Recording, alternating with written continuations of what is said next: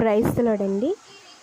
మేళ్ళు జరిగిపోవాలి మన జీవితంలో, మనకు అన్నీ వచ్చేయాలి, ఆశీర్వాదాలు కావాలి, మనకున్న పరిస్థితులు మారిపోవాలి, మన స్థితిగతులు మారిపోవాలి, మన జీవితంలో గొప్ప అద్భుతాలు జరిగిపోవాలి, మన రోగాలు నయమైపోవాలి, మనకు కావాల్సినవన్నీ వచ్చేయాలి. కానీ మన జీవితాల్లో మరి దేవుని యొద్ద మనం ఎలా ఉంటున్నాము అనేది మనల్ని మనం ఒకసారి ప్రశ్నించుకోవాలి. మరి ఇవన్నీ మనం పొందుకోవాలంటే మరి బైబిల్ గ్రంథంలో ఒక వ్యక్తిని మనం జ్ఞాపకం చేసుకుందామండి. మరి బైబిల్ గ్రంథంలో మనం చూసినట్లయితే అబ్రహాముగా ఉంటారు. ఆయన జీవితంలో ఆయన ఎంత ఆశీర్వదించబడ్డాడో, ఆయన ఎంత దీవించబడ్డాడో, మరి ఈనాడు ఆయన ఎట్టి రీతిగా పిలువబడుతున్నాడండి. మరి విశ్వాసులకు తండ్రి. మరి ఆయన్ని మరి అలా ఊరుకునే పిలిచేస్తున్నారండి. మరి చాలామందిని చూస్తూ ఉంటాం. మరి వాళ్ళు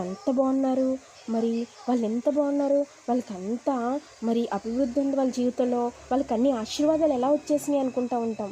కానీ వాళ్ళ జీవితంలో ఏ స్థితి నుంచి మరి పైకి వచ్చారో, ఏ స్థితిలో వారు ఉండేవారో, ఏ స్థితిలో వారిని ఆశీర్వదించాడో దేవుడు, మరి వారు ఎట్టి రీతిగా జీవించారో, వారు ఎలా దేవుని దగ్గర నమ్మకంగా ఉన్నారు, మనం అది ఏమీ చూడం. కానీ మరి వాళ్ళ జీవితంలో వాళ్ళకి ఆశీర్వాదాలు వచ్చేసినాయి, దీవెనలు వచ్చేసినాయి.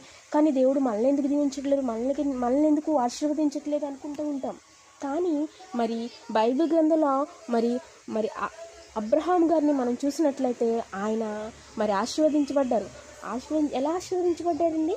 మరి ఆది కాండంలో మనం ఆయన గురించి చదివినట్లయితే మరి దేవుడు మరి అబ్రహాం గారితో ఒక మాట మాట్లాడతారు. ఏమంటారంటే, నువ్వు ఉంటున్నటువంటి నీ దేశాన్ని, నీ రక్త సంబంధం, నీ బంధువుల్ని విడిచిపెట్టి నేను చూపించే దేశానికి నువ్వు వెళ్ళు అని అన్నప్పుడు మరి అబ్రహాం గారు మరి మాట్లాడకుండా మరి దేవునికి లోబడ్డాడు. మరి అబ్రహాం గారిని చూసినట్లయితే అబ్రహాం గారు దేవునికి లోబడ్డాడు.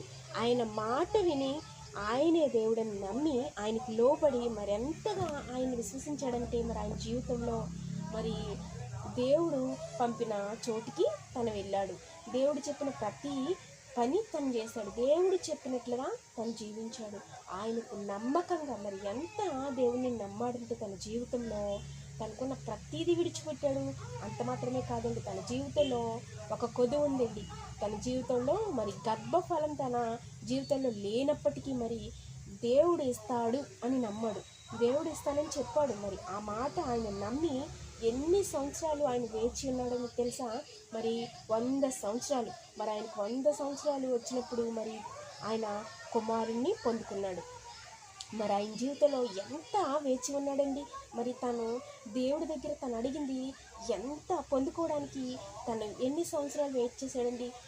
అంటే మనం అన్ని సంవత్సరాలు వెయిట్ చేయాలని నేను చెప్పట్లేదండి, అంత ఓర్పు ఉండాలని నేనైతే అనట్లేదు. కానీ దేవునికి మరి మనం దేవుని దగ్గర నుంచి పొందుకోవాలంటే మరి దేవుని దగ్గర మొదటిగా మనం ఆయనకి లోబడే పరిస్థితిలో ఉండాలి. రెండవదిగా ఆయన నమ్మాలి.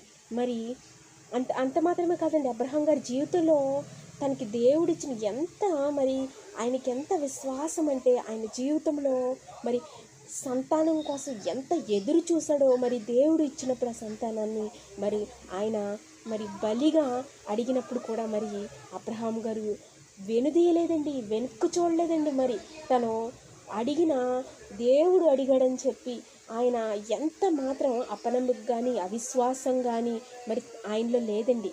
మరి దేవుడికి తనొక్కగానొక్కడైనా కుమారుడైన ఇస్సాకును బలివ్వడానికి కూడా తను వెనుదీయలేదండి. మరి ఎంత అచంచలమైన విశ్వాసం అండి. మరి అట్టి విశ్వాసం మన జీవితంలో కూడా కలిగి ఉంటే అట్టి ఆశీర్వాదాలు, అట్టి దీవెనలు అన్నీ మనం పొందుకుంటాం. కానీ ఈ రోజుల్లో చూసినట్లయితే అటువంటి విశ్వాసం, అటువంటి మరి నమ్మకం మనలో ఎక్కడా కనిపించట్లేదు. మరి అట్టి విశ్వాసాన్ని అంత విశ్వాసం కాకపోయినా మనం దేవుని పట్ల మరి విశ్వాసం కనపరిచి ఆయన చెప్పినట్లుగా మనం విన్నట్లయితే మన జీవితంలో ఆశీర్వాదాలు పొందుకుంటామండి. ప్రతి విషయంలో ఆయనకి ప్రతీదీ ఆయన చేతులకు అప్పగించాలి. మనం ప్రతీదీ ఆయన చిత్త ప్రకారం మనం నడుచుకోవాలి. ఆయనకి మనం పూర్తిగా మనం అప్పగించుకున్నప్పుడు మరి పూర్తిగా ఆయన అధికారానికి మనం అప్పగించుకోవాలి. సామెతల గ్రంథం 3వ అధ్యాయంలో మనం చూసినట్లయితే మన ప్రవర్తన అంతటినీ ఆయన అధికారానికి అప్పగించినప్పుడు మరి గొప్ప ఆశీర్వాదాలు, గొప్ప మేళ్ళు, గొప్ప ప్రతీదీ మనం పొందుకుంటామని దేవుడి కొద్ది మాటలు దీవించును గాక.